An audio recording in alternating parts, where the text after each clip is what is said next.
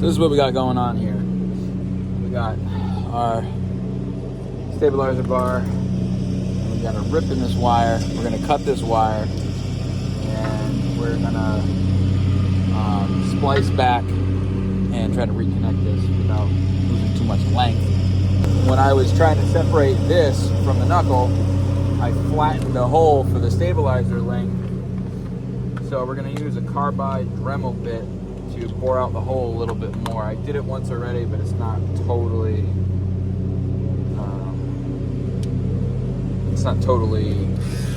round.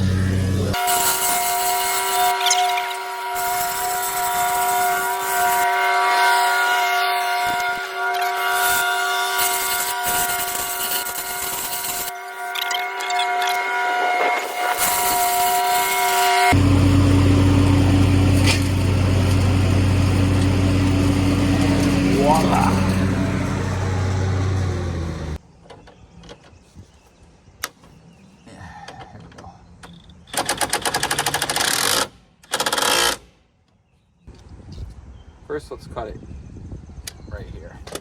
Let's see what we're working with. Pretty healthy looking. They're not dried out or cracked. That's good. All right, so we've got it all repaired here. And of course, I forgot to put the heat shrink on, but that's okay. We're just gonna put our heat tape on there. This is a temporary fix. Maybe it's a permanent fix.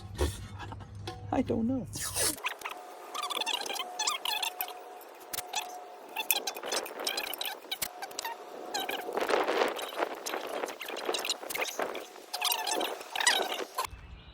Update. All right, so we got the fan override wiring done. We wired into the stock plugs. Took the power probe and tested the radiator fans. They work perfect. I thought they were actually dead, but they're not. So we're gonna keep them because they're not bad fans. We matched the color wires. Brown is ground, red is high, yellow is low. So the switches that I have can only control high. So we're gonna wire another set of switches, or another wire to one switch that will control both the fans on low, and then two switches individually that will control each fan on high. And then we'll loom this up, wire the fuse in, and then probably just follow that wire harness. As you can see, this power cable that's cut goes through the only existing hole, and it's pretty stuffed. It's pretty packed.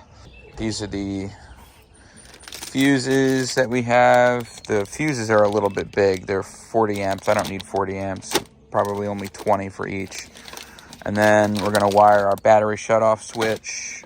And that's the switch that I'm using. So, tied it into its own insulation. Ran it over here, under here, around here, and down through the firewall. And I used an old power wire for an amp to pull it through. So we're good there. Both of the harnesses are in here. And we'll be taking this out at a later date. This isn't powered by anything. It just runs through the back of the car because they used to have a sub and an amp in here. And then this geriatric rig setup for my boost gauge is going to get changed. Yeah, so we're going to leave this like this for now. We're going to button up getting the front back together. Whoops, I forgot to hit record. Well, we are buttoned up. We basically have everything reattached back together the way it is, or the way it was rather, except for the headlights. Got all the coolant lines hooked up. We even did about half a gallon of coolant in here. Filled up the power steering. Haven't primed it, bled it, none of that stuff.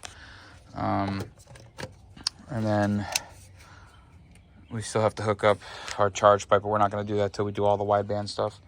So we are done for now. The Bilsteins sit pretty good. They are stiff as hell. I can move the car a little bit, but we still have to torque these top nuts down to the proper spec. And then I still have to install the new axle bolts, which I have. in the car. Actually, one of them is right here. Let me put this in the car so it doesn't get lost. That is it for now. I will come back to this weekend when I have the wideband harness, ECU, all that stuff, and then the fun begins.